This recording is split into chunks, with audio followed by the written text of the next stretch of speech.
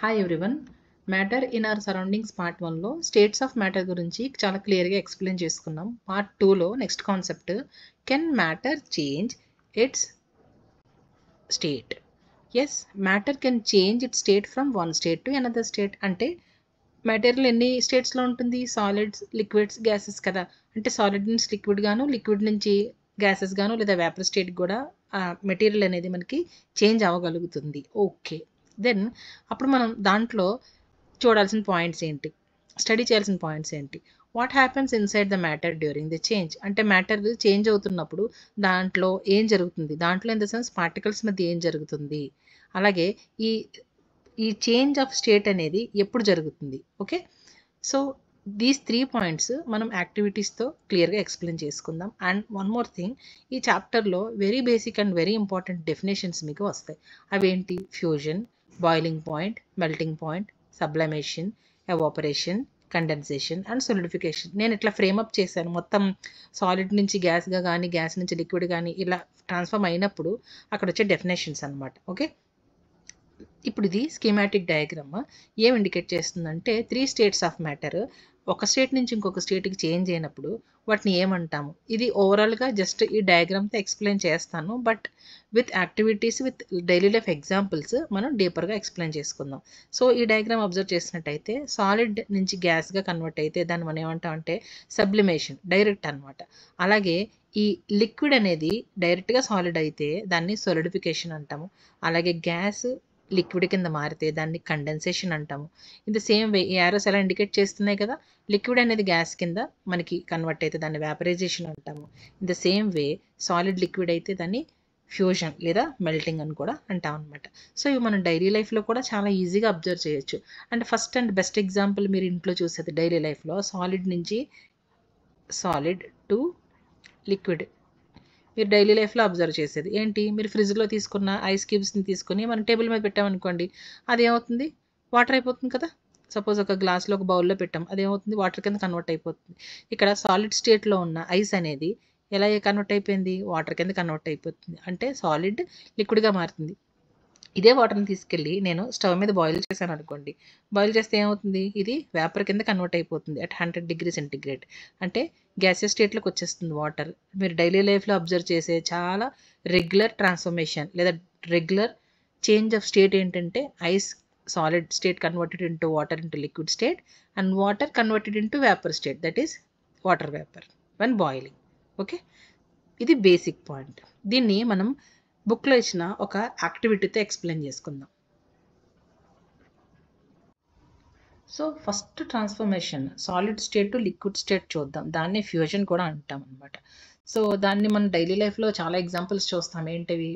Regular one, ice to water కదా. Butter, liquid butter అవుతుంది మన ఫ్రిడ్జ్ నుంచి బయటకి తీస్తే. అలాగే క్యాండిల్ మెల్ట్ అవుతుంది కొంచెం హీట్ అప్లై చేస్తే. అలాగే ప్లాస్టిక్ కూడా హాట్ సమ్మర్స్లో బకెట్స్ కానీ ఇలాంటివి కూడా మనకి ప్లాస్టిక్ మెల్ట్ అయిపోతూ ఉంటుంది అనమాట. సో అలాంటి మెల్టింగ్ ప్రాసెస్లు మనం డైలీ లైఫ్లో చాలా చూస్తూ ఉంటాం. సో దీన్ని ఒక ఫండమెంటల్ ఎగ్జాంపుల్ తీసుకొని ఒక యాక్టివిటీతో మనకి ఎక్స్ప్లెయిన్ చేశారనమాట. ఆ యాక్టివిటీ ఏంటి? ఫస్ట్ మనం ఈ సాలిడ్ టు లిక్విడ్ అనేది ఎక్స్ప్లెయిన్ చేసుకుందాం. నెక్స్ట్ ఈ వేపర్ స్టేట్కి వద్దాం. సో దీంట్లో ఈ ఈక్విప్మెంట్, ఈ స్కీమాటిక్ డయాగ్రామ్ చూడండి. దీంట్లో ఏముంది? ఒక metal stand, okay, iron stand. This is burner. ఇదే బున్సన్ బర్నర్ అంటారు అనమాట. అండ్ ఒక బేకర్ తీసుకుంటాం, దాంట్లో ఐస్ క్యూబ్స్ యాడ్ చేస్తాం. ఓకే, ఇంకా బర్నర్ ఆన్ చేయలేదు అనుకుందాం. ఓకే, సో దీంట్లో బీకర్లో మనం కొన్ని ఐస్ క్యూబ్స్ తీసుకుందాము. అలాగే ఒక glass stirrer to stir that ice cubes అనమాట. అలాగే ఈ స్టాండ్కి అటాచ్ చేసిన క్లిప్కి మనం ఒక దీని ఏమంటారు, ఒక థర్మోమీటర్ని మనం ఇక్కడ అటాచ్ చేసి ఉంచుతాం అనమాట. సో ఇవి బుక్స్లో ఉన్న స్కీమాటిక్ డయాగ్రామ్స్. బట్ నేను కొంచెం ఎఫర్ట్ పెట్టి ఏం చేశానంటే ఇక్కడ ల్యాబొరేటరీలో ఈ సెటప్ ఎలా ఉంటుంది మీకు చూపించాలని ఇక్కడ ఈ పిక్స్ అనేవి యాడ్ చేశాను. This is called Bunsen burner. Okay, ఇది ట్రైపాడ్ స్టాండ్ అంటారు. ఇది ఐరన్ స్టాండ్. దీనికి క్లిప్స్ ఉంటాయి అనమాట. ఈవెన్ టైట్రేషన్స్ అవన్నీ చేయడానికి కూడా ఇవి యూస్ చేస్తారు. సో ఇక్కడ ఉన్న క్లిప్కి మనం థర్మోమీటర్ అటాచ్ చేస్తాము. దాన్ని ఈ బేకర్లో ఉన్న ఐస్ క్యూబ్స్లో డిప్ అయ్యేలాగా పెడతామన్నమాట. ఇక్కడ యాక్చువల్లీ గ్లాస్ రాడ్ కూడా ఈ డయాగ్రామ్లో ఇచ్చాడు, బట్ ఇక్కడ లేదు.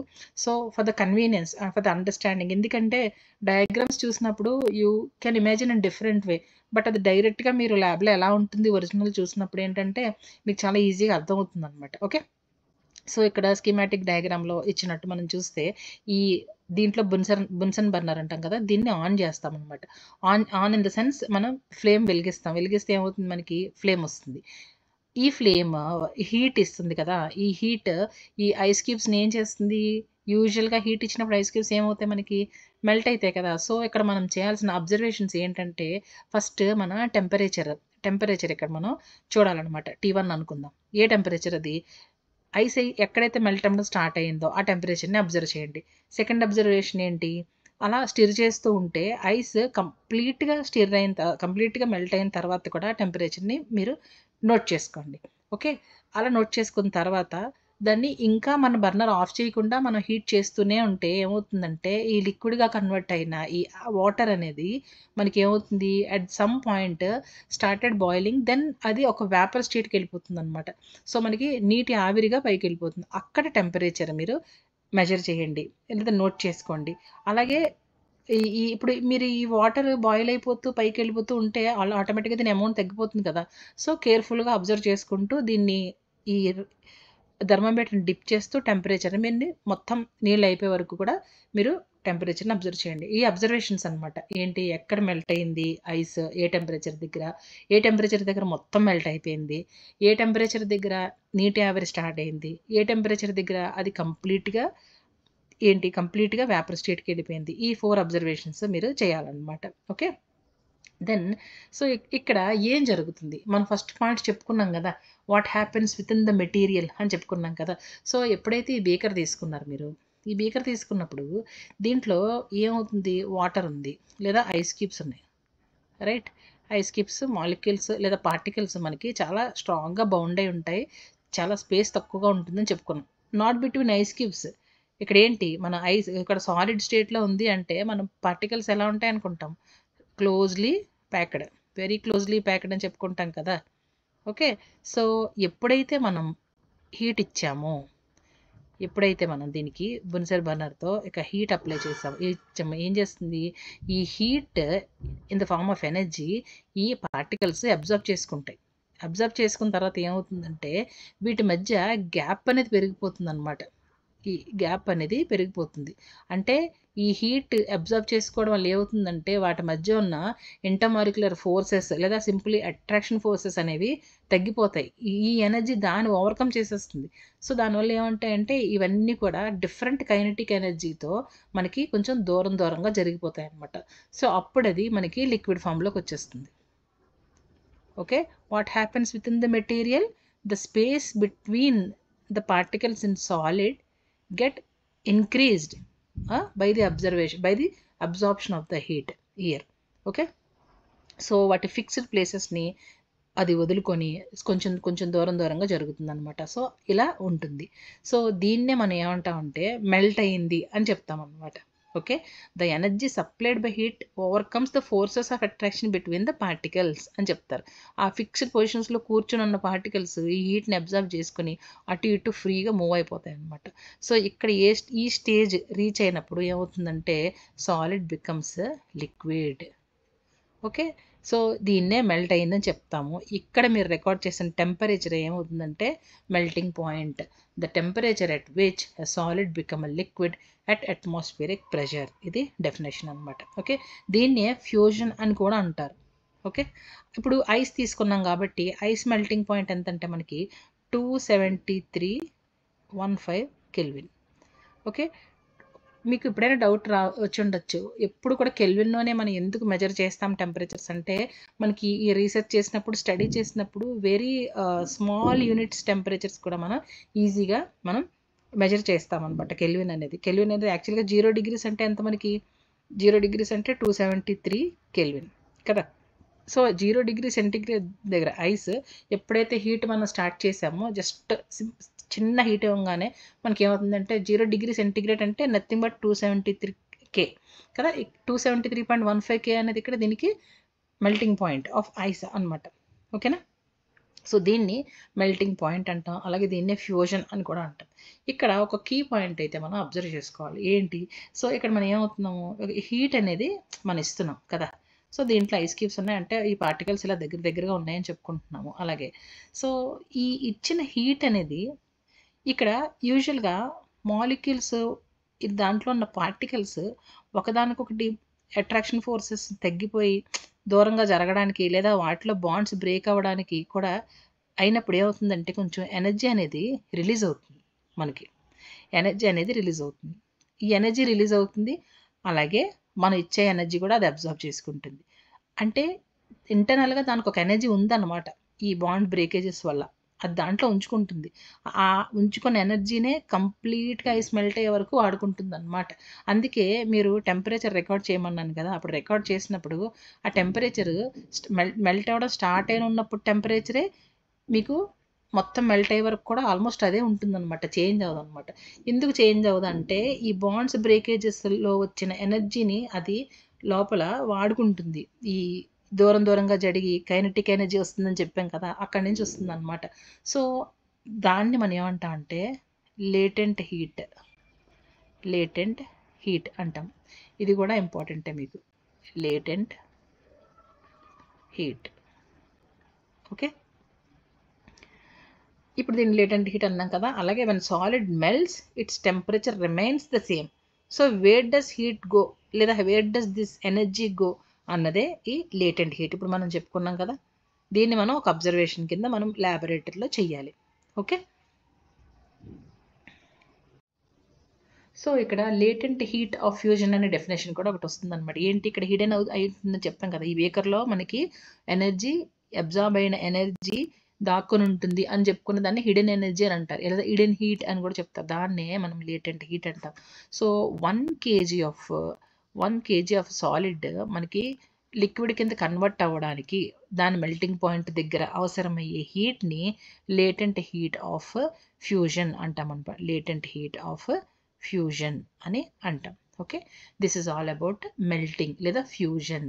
ఏంటి మెల్టింగ్ పాయింట్ అంటే ఏ టెంపరేచర్ దగ్గర అయితే సాలిడ్ లిక్విడ్ కింద కన్వర్ట్ అవుతుందో అట్మాస్ఫియర్ ప్రెషర్ దగ్గర, దాన్ని ఆ సబ్స్టెన్స్ లేదా ఆ మ్యాటర్ మెల్టింగ్ పాయింట్ అని అంటాం అనమాట. సో ఇక్కడ మనం బీ ఫిగర్ తీసుకున్నట్టయితే దీంట్లో చూడండి, ఇదే బీకర్ని మనం ఇంకా హీట్ చేస్తున్నాం. ఇంకా హీట్ చేస్తుంటే ఏమవుతుందంటే ఒక సర్టెన్ టెంపరేచర్ దగ్గర దీంట్లో ఉన్న వాటర్ మాలిక్యూల్స్ అన్నీ కూడా లిక్విడ్ అయిపోయాయి. బట్ లిక్విడ్ నుంచి ఇంకా టెంపరేచర్ ఇస్తుంటే ఏమవుతుంది, దాంట్లో ఉన్న బాండ్స్ అన్నీ కూడా బ్రేక్ అవ్వడానికి ట్రై చేస్తూ ఉంటాయి అన్నమాట.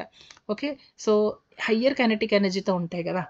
హయ్యర్ కైనెటిక్ ఎనర్జీ ఎంతవరకు రీచ్ అవుతుందంటే వాటి మధ్య ఉన్న ఫోర్స్ ఆఫ్ అట్రాక్షన్ అనేది బ్రేక్ అయిపోతుంది అనమాట. అలా బ్రేక్ అయిపోయి మనకి ఏమవుతుంది, ఈ లిక్విడ్ అనేది వేపర్గా కన్వర్ట్ అయిపోతుంది. ఓకే, ఎక్కడ ఏ టెంపరేచర్ దగ్గర అయితే ఇచ్చిన ఎనర్జీ లేదా అబ్జార్బ్డ్ హీట్ ఎనర్జీ ఆ ఫోర్స్ ఆఫ్ అట్రాక్షన్ని డామినేట్ చేసి కైనెటిక్ ఎనర్జీ అనేది ఆ బాండ్స్ బ్రేక్ అవ్వడానికి యూజ్ అయిందో దా టెంపరేచర్ని మనం ఏమంటాం అంటే బాయిలింగ్ పాయింట్ అంటాం. బాయిలింగ్ పాయింట్ అంటే ఏంటి, సింపుల్గా చెప్పుకోవాలంటే the point at which liquid becomes gas లేదా వేపర్. ఓకే, సో పార్టికల్స్ ఏమవుతున్నాయి, ఆ హీట్ని అబ్జార్బ్ చేసుకొని వాటి మధ్య హై కైనెటిక్ ఎనర్జీతో ఉండి వాటి మధ్య ఉన్న అట్రాక్షన్ ఫోర్సెస్ ఆఫ్ అట్రాక్షన్ని అది ఓవర్కమ్ చేసి ఆ లిక్విడ్ని ఆ బాండ్స్ అన్ని బ్రేక్ చేసుకుని లిక్విడ్ని మనకి గ్యాసెస్ ఫామ్లో మనకి ఇస్తుంది అనమాట. సో మీకు తెలుసు అందరికీ ఎక్కడ ఏ టెంపరేచర్ దగ్గర మనకి వాటర్ అనేది వేపర్గా ఇదవుతుంది, 100 డిగ్రీ సెంటిగ్రేడ్. అదే మన కెల్విన్లో చెప్పాలంటే ఎంత అవుతుంది, 373 కెల్విన్. ఓకే, సో మరి ఇప్పుడు మనం ఇక్కడ లేటెంట్ హీట్ ఆఫ్ ఫ్యూజన్ అన్నాం కదా, అలాగే ఇక్కడ లేటెంట్ హీట్ ఆఫ్ వేపరైజేషన్ అని కూడా అనొచ్చా. ఇప్పుడు వేపరైజేషన్ అంటే ఏంటి, ఎక్కడైతే ఏ టెంపరేచర్ దగ్గర అయితే లిక్విడ్ అనేది గ్యాస్ కింద లేదా వేపర్ కింద కన్వర్ట్ అయిందో ఆ టెంపరేచర్నే మనం వేపరైజేషన్ పాయింట్ అనొచ్చు, లేదా సింప్లీ డెఫినేషన్ చెప్పుకుంటే ఆ ప్రాసెస్ని వేపరైజేషన్ అని అంటాం అనమాట. లేదా ఈ ప్రాసెస్ అందరినీ కలిసి ఎవాపరేషన్ అని కూడా అంటారు. సింపుల్గా నీరు ఆవిరిగా మారే పద్ధతి లేదా ప్రాసెస్ ఎవాపరేషన్. ఓకే, దాన్ని వేపరైజేషన్ అంటాం. ఎక్కడైతే మారిందో ఆ టెంపరేచర్ని దాన్ని బాయిలింగ్ పాయింట్ అని అంటాం అనమాట. సో ఇప్పుడు నేను ఏం చెప్తాను, లేటెంట్ హీట్ ఆఫ్ వేపరైజేషన్ అంటే ఏంటంటే సేమ్ దీనిలోనే ఎక్కడైతే ఈ పార్టికల్స్ ఏ టెంపరేచర్ దగ్గర అయితే మనకి మోర్ ఎనర్జీని కలిగి ఉండి అలాగే అవి మొత్తం బాండ్స్ బ్రేక్ అయ్యే వేపర్ కింద మారిందో ఆ పాయింట్ని మనం లేటెంట్ హీట్ ఆఫ్ వేపరైజేషన్ అంటాం. ఇక్కడ కూడా మనకి హిడెన్ ఎనర్జీ ఉంటుంది. ఎప్పుడు గుర్తుపెట్టుకోండి, మన టెంపరేచర్ అనేది వేపర్ స్టార్ట్ అయినప్పుడు 100 degrees ఉంటుంది. మొత్తం ఈ నీళ్ళన్నీ అయిపోయి వేపర్ కింద కన్వర్ట్ అయ్యేటప్పుడు కూడా మనకి టెంపరేచర్ మారదనమాట. ఎందుకు మారదు అంటే because of latent heat, because of the hidden heat in the beaker itself. Okay, అది చాలా important point. So next conversion ఏంటంటే ట్రాన్స్ఫర్మేషన్. డైరెక్ట్ సాలిడ్ స్టేట్ నుంచి గ్యాసెస్ స్టేట్గా మ్యాటర్ చేంజ్ అవ్వగలుగుతుందా? ఎస్, చేంజ్ అవ్వగలుగుతుంది. Usual process solid to liquid, liquid to gas అలా కాకుండా direct solid నుంచి గ్యాసెస్ స్టేట్కి మన మెటీరియల్ మ్యాటర్ మనకి కన్వర్ట్ అవ్వగలిగితే దాన్ని మనం ఏమంటాం అంటే సబ్లిమేషన్ అంటాం అనమాట ఆ ప్రాసెస్ని. దీనికి ఒక బెస్ట్ ఎగ్జాంపుల్ వచ్చి సబ్లిమేషన్ ఆఫ్ అమోనియం క్లోరైడ్. అదే మీ యాక్టివిటీలో కూడా ఇచ్చారనమాట. సో ఇది స్కీమాటిక్ డయాగ్రామ్ దేన్ని సూచిస్తుంది? Sublimation of ammonium chloride. So ఇక్కడ మీరు ఈ పిక్ చూసినట్టయితే ఇది రియల్ ఎక్స్పెరిమెంట్ పిక్ అనమాట. సో మీకు స్కీమాటిక్ డయాగ్రామ్లో ఉన్న సేమ్ పిక్ని ఒరిజినల్గా ఎలా ఉంటుంది అని ఇక్కడ మీకు డిస్ప్లే చేయడానికి నేను చాలా ఎఫర్ట్ పెడుతున్నాను. But I hope you guys will recognize my effort. Okay, thank you. Then this is tripod stand burner. దీని మీద burner you can say. So Bunsen burner అని కూడా అంటారు. దీని మీద ఒక పెట్రీ డిష్ లేదా ఒక చైనా డిష్లో ఒక అమోనియం క్లోరైడ్ సాలిడ్ని తీసుకుంటాం. చూడండి ఇక్కడ మీరు క్లియర్గా మీరు జూమ్ చేసి చూసుకున్నట్టయితే ఇది పెట్రీ డిష్ అనమాట. సో దీంట్లో మనం అమోనియం క్లోరైడ్ వైట్ సాల్ట్, ఇది అమోనియం క్లోరైడ్ సాలిడ్ని తీసుకున్నాము. తీసుకుని దానిపైన ఫన్నెల్, ఇది గ్లాస్ ఫన్నెల్. గ్లాస్ ఫన్నెల్ని inverted position, that means funnel యూజువల్గా ఎలా ఉంటుంది మనకి ఈ షేప్లో ఉంటుంది కదా, ఫన్నెల్ ఎలా ఉంటుంది గ్లాస్ ఫన్నెల్. సో దీన్ని ఇన్వర్టెడ్ పొజిషన్లో పెట్టి దానిపైన సో ఇది ఇక్కడ ఏం పెడతామంటే కాటన్ పెడతాం అనమాట, కాటన్ ప్లగ్, ఎందుకంటే వేపర్స్ బయటకు వెళ్ళకుండా. ఓకే, సో ఇన్వర్టెడ్ పొజిషన్లో ఒక ఫన్నెల్ అరేంజ్ చేస్తాం. దీని మీద అరేంజ్ చేసి అప్పుడు మీరు బున్సన్ బర్నర్ ఆన్ చేస్తే ఫ్లేమ్ అది హీట్ అబ్జర్వ్ చేసుకొని ఏం చేస్తుందంటే ఇక్కడ మీరు అబ్జర్వ్ చేయండి, చాలా టైం పడుతుంది దీనికి. ఈ అమోనియం క్లోరైడ్ అనేది డైరెక్ట్ సాలిడ్ అనేది డైరెక్ట్గా వేపర్స్ కింద కన్వర్ట్ అయిపోయి కనిపిస్తుంది. ఇక్కడ వైట్ వేపర్స్ ఉన్నాయి కదా మీకు, ఆ వేపర్స్ కింద కన్వర్ట్ అయిపోతాయి అనమాట. ఎప్పుడైతే వేపర్ కొంచెం కూల్ అయిందో ఇక్కడ మళ్ళీ అది ఈ గ్లాస్ మీద మనకి అమోనియం క్లోరైడ్లా డిపాజిట్ అయిపోతుంది. అందుకే ఇంత వైట్ కలర్ కనిపిస్తుంది మీకు ఇక్కడ. సో దీన్ని ఇక్కడ క్లియర్గా చెప్పారు చూడండి, అమోనియం క్లోరైడ్ సొలిడిఫైడ్.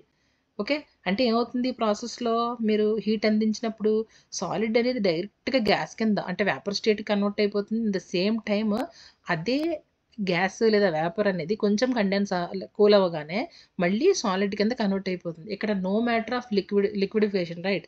లిక్విడ్ అనే మాటే లేదు ఇక్కడ. సో టూ ప్రాసెస్ని మనం అబ్జర్వ్ చేస్తామన్నమాట ఇక్కడ చూస్తే. సో ఫస్ట్ ఏంటి? Sublimation, the process where the solid is directly changed to gas without changing in to liquid. Okay, ammonium chloride అనేది డైరెక్ట్గా వేపర్స్ వచ్చేస్తున్నాయి. అలాగే డిపాజిషన్ అంటే ఏంటి? The process where of these and the process where gas is directly changed to solid without changing into liquid.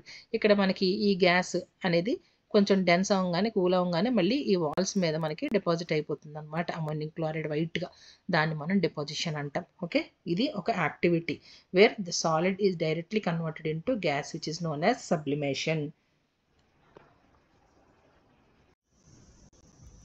Next concept, effect of change of pressure. Like temperature మనకి ఎట్లా state of మ్యాటర్ని change చేయగలుగుతుందో pressure కూడా అలా change చేయగలుగుతుందా అని మీరు question చేసుకోండి. First, do you think increasing or decreasing pressure can change the state of matter? Yes, definitely. Then what happens when we start putting pressure and compress the gas in enclosed cylinder? ఇప్పుడు దీని యాక్టివిటీని ఈ schematic డయాగ్రామ్ని బట్టి నేను explain చేస్తాను. ఒక open cylinder, ఒక cylindrical shape ఉన్న ఈ ట్యూబ్ లేదా సిలిండర్ని తీసుకుని దాంట్లో గ్యాస్ తీసుకుంటాం అనమాట. గ్యాస్ తీసుకుని దానిపైన పిస్టన్తో మనం ప్రెషర్ అప్లై చేస్తాం. ప్రెషర్ అప్లై చేస్తూనే ఉంటాం, అంటే ప్రెషర్ని ఇంక్రీజ్ చేస్తున్నాం అండ్ ఇంకా అప్లై చేస్తున్నాం, అంటే ప్రెషర్ని ఇంక్రీజ్ చేస్తున్నాం అనమాట. సో ఇంక్రీజ్ చేయడం వల్ల ఏమవుతుంది? ఇక్కడ మీకు ప్రెషర్ని ఇంక్రీజ్ చేశారు. సో ప్రెషర్ ఎట్లా ఇంక్రీజ్ చేశారు? సో అప్పుడు దీంట్లో ఉన్న పార్టికల్స్ ఏమవుతాయంటే they do come very close to each other, ఒకదానికొకటి చాలా దగ్గరగా వచ్చి ఈ గ్యాస్ కాస్త ఏమవుతుందంటే మనకి లిక్విడ్గా మారిపోతుంది. ఓకే, సో గ్యాస్ లిక్విడ్గా కన్వర్ట్ అయిపోతుంది అనమాట. So applying pressure and reducing temperature can liquefy gases and as well as temperature and pressure కూడా ఈ స్టేట్ ఆఫ్ మ్యాటర్ని మనకి చేంజ్ చేయగలుగుతున్నాయి. సో బయట దీనికి ఎగ్జాంపుల్ చెప్పుకుంటే మనకి dry ice. What is dry ice? CO2, right? Dry ice nothing but solidified CO2 లేదా solid CO2 అంటారు. దీన్ని ఎలా చేస్తారంటే సేమ్ ఇదే ప్రాసెస్ అనమాట. దాని ఎలా అంటే మనకి ఈ కార్బన్ డైఆక్సైడ్ యూజువల్గా మనకి గ్యాసియస్ ఫామ్లో ఉంటుంది కదా. ఈ గ్యాసియస్ ఫామ్లో ఉన్న ఈ కార్బన్ డైఆక్సైడ్ని ఒక సిలిండర్లోకి సర్టెన్ ప్రెషర్ దగ్గర తీసుకుంటారు. తీసుకుని దాన్ని హై ప్రెషర్ అప్లై చేస్తారనమాట. ఈ సిలిండర్లో తీసుకున్న దాన్ని మీరు నెట్లో చూడండి, చాలా వీడియోస్ కూడా ఉంటాయన్నమాట. ఈ సిలిండర్లో మనకి కార్బన్ డైఆక్సైడ్ తీసుకుంటారు అండ్ టెంపరేచర్ ఎంత రెడ్యూస్ అవుతుందంటే మనకి ఇది ఎక్కడ మనకి గ్యాస్ కింద ఒక సాలిడ్ కింద కన్వర్ట్ అయిపోతుందంటే -78 degrees. సో దీని మీద ప్రెషర్ అప్లై చేయడం వల్ల, అంటే నాట్ లైక్ పిస్టన్, మనకి బారోమీటర్తో అప్లై చేస్తారనమాట. Like 14 to 17 bar like that. ఆ ప్రెషర్ అప్లై చేసినప్పుడు, వెరీ హై ప్రెషర్ అప్లై చేసినప్పుడు ఆ CO2లో ఉన్న పార్టికల్స్ అనేవి కమ్ అలాంగ్ వెరీ క్లోజర్ అనమాట. క్లోజర్గా అయినప్పుడు ఏమవుతుందంటే మనకి డైరెక్ట్గా సాలిడ్ కింద ఫామ్ అయిపోతుంది. ఓకే, ఎంత దగ్గరికి వస్తాయంటే CO2 గ్యాస్ అనేది డైరెక్ట్ సాలిడ్గా కన్వర్ట్ అయిపోతుంది. అది ఎక్కడ ఉంటుంది? Temperature -78 degrees centigrade. సో ఇది ఎక్కడైనా మనం బయట చూస్తామా? యూజువల్గా బయట ఇప్పుడు మనకి ఏరోప్లేన్స్ ఉన్నాయి, దాంట్లో మనకి రెఫ్రిజిరేటర్స్ ఉండవు. మనకి బ్యావరేజెస్ కానీ ఎనీథింగ్ కూల్గా ఎందుకు వస్తాయంటే ఒక కంటైనర్ ఉంటుంది. కంటైనర్లో మనకి లోపల డ్రై ఐస్ ఉంటుంది అనమాట. డ్రై ఐస్ ఉండేది నథింగ్ బట్ ఇలా క్యూబ్స్లానే ఉంటుంది, వైట్ క్యూబ్స్లా ఉంటుంది అనమాట డ్రై ఐస్ అనేది. సో అది -78 degrees సెంటిగ్రేడ్ దగ్గర ఉంటుంది కాబట్టి మనకి బ్యావరేజెస్ అన్నీ కూడా రెఫ్రిజిరేటర్ లేకపోయినా ఇన్ దిస్ వే మనకి ఏరోప్లేన్స్లో మనకి కూలింగ్ చేస్తారు. యూజువల్గా బయట కూడా మీరు ఎక్కడైనా చూడొచ్చు, ఈవెన్ రెస్టారెంట్స్లో కూడా మనకి ఫ్యాన్సీ స్మోక్ వస్తుంది కొన్ని డిషెస్ మీద. సో అది ఎలా వస్తుందంటే ఎప్పుడైతే ప్రెషర్ మనం తీసేసామో, ఈ అప్లై చేస్తున్న ప్రెషర్ ఎప్పుడైతే తీసేసామో అది అగైన్ మళ్ళీ డైరెక్ట్గా అట్మాస్ఫియర్లోకి గ్యాసెస్గా వచ్చేస్తుంది అనమాట. మనకి రెస్టారెంట్స్లో మనకి కొన్ని ప్లేట్స్లో కొన్ని డిషెస్ సర్వ్ చేసినప్పుడు హై స్మోక్ వచ్చేలా, వైట్ స్మోక్ వచ్చేలా ఉంటాయి కొన్ని రెస్టారెంట్, మేబీ చైనీస్ రెస్టారెంట్స్ అట్లా. సో ఆ పైన ఉన్న స్మోక్ ఏంటంటే వాళ్ళ కింద ప్లేటర్లో ఈ డ్రై ఐస్ పెడతారు. ఈ డ్రై ఐస్ పెట్టినప్పుడు అది మనకి ఓపెన్ ఎయిర్ తీసుకొచ్చినప్పుడు అది ఏమవుతుందంటే ఒక సిజ్లింగ్ వైట్ స్మోక్ లాగా మనకు వస్తుంది అనమాట. ఈవెన్ మూవీస్లో కూడా చూసారా, కొన్ని పాత మూవీస్లో ఉంటాయి కదా. సో ఇవన్నీ ఏంటంటే డ్రై ఐస్ అప్లికేషన్స్. బట్ ఇక్కడికి వచ్చి మన మెయిన్ పార్ట్ ఏంటి దీంట్లో? A matter can change it state by applying pressure. అది పెంచొచ్చు లేదా తగ్గించవచ్చు. ఓకే, సాలిడ్ లిక్విడ్ కింద మారచ్చు, లిక్విడ్ గ్యాస్ కింద కూడా మారచ్చు. అట్ ది సేమ్ టైం ఆ ప్రెషర్ మనం రిలీజ్ చేసినప్పుడు అది డైరెక్ట్గా మళ్ళీ గ్యాస్ కింద కూడా కన్వర్ట్ అవుతుంది అనమాట. దానికి బెస్ట్ ఎగ్జాంపుల్ వచ్చి మనకి ఈ CO2. Next and last topic evaporation. So దీని గురించి చెప్పుకునే ముందు ఒకటి అబ్జర్వ్ చేసుకోవాలి. మనం స్టేట్ ఆఫ్ మ్యాటర్ అని చెప్తున్నాం కదా. సో ఆ స్టేట్ ఆఫ్ మ్యాటర్ అనేది మనం ఎప్పుడు కూడా టెంపరేచర్ పెంచడం వల్ల లేదా తగ్గించడం వల్ల, లేదా ప్రెషర్ అనేది తగ్గించడం వల్ల లేదా పెంచడం వల్ల ఇలా చేస్తేనే దాంట్లో చేంజ్ అనేది వస్తుందా? నో. అంటే న్యాచురల్లీ కూడా ఒక మ్యాటర్ యొక్క స్టేట్ అనేది చేంజ్ అవ్వచ్చు. అది ఎందుకు అంటే మనకి సాలిడ్ కానీ లిక్విడ్ కానీ అండ్ గ్యాస్ కానీ తీసుకుంటే వాటిలో ఉన్న పార్టికల్స్ ఎలా ఉంటాయి? డిఫరెంట్ కైనెటిక్ ఎనర్జీస్తో ఉంటాయి అండ్ మూవ్ అవుతూ ఉంటాయి అన్నమాట. ఒక బెస్ట్ ఎగ్జాంపుల్ చెప్తే మీకు, ఇప్పుడు మనకు ఒక లేక్ ఉంది లేదా ఒక బావి ఉంది. సో దాంట్లో సింపుల్గా అంత ఎందుకు, ఒక గ్లాస్ తీసుకున్నాం, దాంట్లో వాటర్ తీసుకున్నాం. సో వాటర్ తీసుకున్నప్పుడు మీరు దీన్ని ఎండలో పెట్టారనుకోండి, సో లేదా ఒక బావిలో వాటర్, ఇవన్నీ కూడా మనకి ఈ సర్ఫేస్లో ఉన్న వాటర్ పార్టికల్స్కి మోర్ కైనెటిక్ ఎనర్జీ ఉంటుంది. సో అందుకే తొందరగా వ్యాపరైజ్ అయిపోతాయి. సో ఈ ఇంటర్నల్గా లోపల ఉన్నవి మళ్ళీ నెక్స్ట్ ఇవి అయిన తర్వాత ఇవి వస్తాయన్నమాట. సో అంటే ఒక మెటీరియల్లో లేదా మ్యాటర్లో కైనెటిక్ ఎనర్జీ ఆఫ్ పార్టికల్స్ అనేవి డిఫరెంట్ ఫేసెస్లో ఉంటాయన్నమాట. బేస్డ్ ఆన్ దట్ పొజిషన్, సర్ఫేస్లో ఒకలాగా, మిడిల్లో ఒకలాగా అండ్ బాటంలో ఒకలాగా కూడా ఉంటాయి. సో దీన్ని టెక్స్ట్ బుక్లో మనకి యాక్టివిటీతో ఎక్స్ప్లెయిన్ చేయడానికి ఏం చేశారంటే, సపోజ్ మీ ఇంట్లో ఒక మెజరింగ్ జార్ ఉందనుకోండి, లేదా ఇలాంటి ఒక గ్లాస్, ఎనీ గ్లాస్ తీసుకోవచ్చు. దాంట్లో ఒక 50 ml ఆఫ్ వాటర్ తీసుకోండి, లేదా 5 ml వాటర్ తీసుకోండి, అండ్ ఒక బౌల్లో వాటర్ తీసుకోండి, అనదర్ ఇంకొక షేప్ ఉన్న బౌల్లో వాటర్ తీసుకోండి, అండ్ ఒక ప్లేట్లో వాటర్ తీసుకోండి. సో ఇది ఎందుకు ఇక్కడ డిఫైన్ చేశారంటే, to explain the surface area, importance of surface area అనమాట. సో సపోజ్ దీన్ని మీరు ఒక సన్నీ డేలో మీరు మీ ఇంట్లో బయట పెట్టండి. ఓకే, అలాగే మీ రెస్ట్ ఉన్న, సన్ లేని ఒక ప్లేస్లో, ఇంట్లో ఒక కబోర్డ్లో కానీ అట్లా మీరు డిఫరెంట్ ప్లేసెస్లో పెట్టి చూడండి. చూసినప్పుడు ఒక 3 days టైం లేదా ఒక ఒక 2 డేస్ టైం ఇవ్వండి. అంటే మీరు అబ్జర్వ్ చేయాల్సింది ఏంటంటే, మీరు వాటర్ తీసుకొని డిఫరెంట్ బౌల్స్‌లో డిఫరెంట్ ప్లేసెస్‌లో పెడతారు కదా! సో, ఏ బౌల్‌లో వాటర్ తొందరగా ఎవాపరేట్ అయింది, ఎంత అయింది, ఓకే, అనేది మీరు అబ్జర్వ్ చేయాలన్నమాట. సో, బేసిక్‌గా అందరికీ తెలుసు. సర్ఫేస్ ఏరియా అంటే మనకి ఓపెన్ ఇప్పుడు ఇందులో ఉన్న వాటర్ కంటే ఇందులో ఉన్న వాటర్ అనేది చాలా ఈజీగా ఎవాపరేట్ అయిపోతుంది, రైట్? ఎందుకు? It has large surface area than this. ఇక్కడ చూడండి సర్ఫేస్ ఏరియా ఎంతే ఉంది. బట్ ఇక్కడ చూస్తే ఎంత సర్ఫేస్ ఏరియా ఉంది. సో, లార్జ్ సర్ఫేస్ ఏరియా ఉండడం వల్ల మ్యాటర్ అనేది ఒక స్టేట్ నుంచి ఇంకొక స్టేట్‌కి ఈజీగా కన్వర్ట్ అవుతుంది. అలాగే టెంపరేచర్ డిపెండ్స్ అని కూడా చెప్పుకున్నాం కదా! హ్యూమిడిటీ కూడా డిపెండ్స్ అనమాట ఇక్కడైతే. సో, టెంపరేచర్ అంటే మీరు ఇదే ప్రాక్టికల్‌ని ఎక్స్‌పెరిమెంట్‌ని సండేలో సన్నీ డే చేయండి. వేరే లైక్ రైనీ సీజన్‌లో కూడా చేయండి.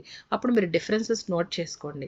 అంటే based on the temperature, based on the humidity, based on the surface area. So, ఈ మ్యాటర్ అనేది ఒక స్టేట్ నుంచి ఇంకొక స్టేట్‌కి చేంజ్ అవ్వగలుగుతుంది. Because of the particles kinetic energy. So, okay. సింపుల్‌గా అలా చెప్పుకోవచ్చు. సో, ఈ వాటర్ అనేది మన అవసరం లేకుండా అంటే ఎక్స్టర్నల్ ఎనర్జీ మీరు బున్సెన్ బర్నర్, హీట్ అలా ఏం చేయట్లేదు.